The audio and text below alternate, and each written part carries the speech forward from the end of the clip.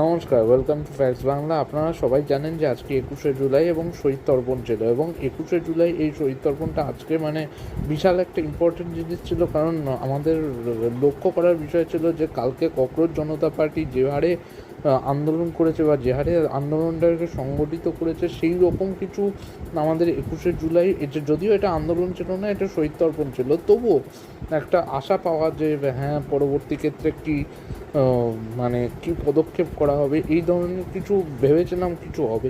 কিন্তু সত্যি কথা তেমন খুব একটা কিছু আহামরি চোখে পড়েনি।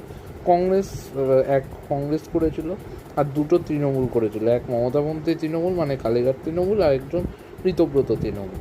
এবারে ঋতব্রত তৃণমূলে শুধুমাত্র নেতামন্ত্রী বেশি ছিল, কর্মী সমর্থক সেরকম খুব একটা লোক ছিল না, এবং 300-400 যে চেয়ার ছিল সেখানে মোটামুটি ফাঁকাই ছিল, মানে ফাঁকাই ছিল। এবং ডিম ভাতের লোক দেখিও খুব একটা কিছু হয়নি, এতে ফাঁকাই ছিল। আর যদি কংগ্রেসের বলা হয়, কংগ্রেসের মোটামুটি 4-5 হাজার 6 হাজার মতো লোক হয়েছিল, ভালোই লোক হয়েছিল, এবং ভালো বক্তৃতাও রাখছিলেন সবাই, আমি দেখলাম। কংগ্রেসেরটাই আমি পুরো দেখেছি। এবং তারপরে দেখা গেল কালীঘাটপন্থী তৃণমূল কংগ্রেস, এটা লজ্জাজনক এবং হাস্যকর একটা বিষয় হয়েছে। কেন বলছি হাস্যকর একটা বিষয় হচ্ছে, সেখানে ঘটনাটার সূত্রপাত মোটামুটি প্রথম দিকে ভালোই টানছিল, এবং ঘটনাটার সূত্রপাত হয় যখন কল্যাণ ব্যানার্জি বক্তব্য রাখতে শুরু করে, এবং একটুখানি দীর্ঘ বক্তব্য রাখতে শুরু করেছে এবং ভালো বক্তৃতা দেয়। ওনাকে অত আমার পছন্দ নয়, কিন্তু আমার বক্তৃতা ভালোই লাগছিল শুনতে। কিন্তু তারপরে দেখা যায় যে ইশারায় আমাদের মাননীয় প্রাক্তন মুখ্যমন্ত্রী তিনি ইশারায় তাকে তুলে নিলেন। আমি জানি না কেন, যে বক্তব্যটাতে দীর্ঘ না করার জন্য।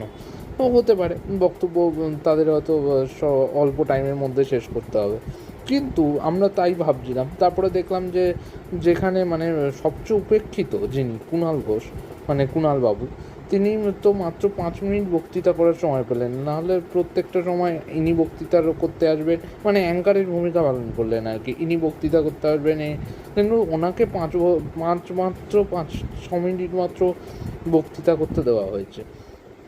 এবং তারপরে দেখা গেল যে আমাদের প্রাক্তন মুখ্যমন্ত্রী মমতা বন্দ্যোপাধ্যায়, তিনি 2 ঘন্টার বা 1 ঘন্টার বেশি ধরে বক্তৃতা করলেন। আমি জানি না ওনার বক্তৃতার মধ্যে হাতি গোড়ামোষ কী ছিল, তবুও উনি বক্তৃতা করে গেলেন। আমার কথা হচ্ছে যে আপনি নিজের পাড়ায়, নিজের বুথে আপনি জিততে পারেননি।